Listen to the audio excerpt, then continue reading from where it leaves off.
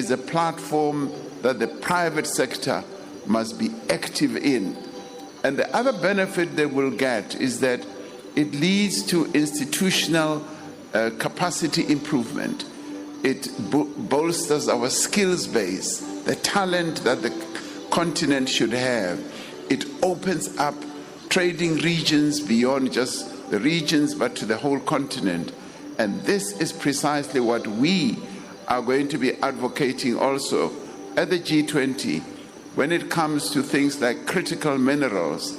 We want a critical minerals accord that will enable all of us to manage our critical minerals properly.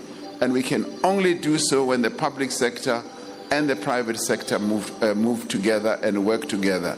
So your money should be put to good use. We must not just smell it.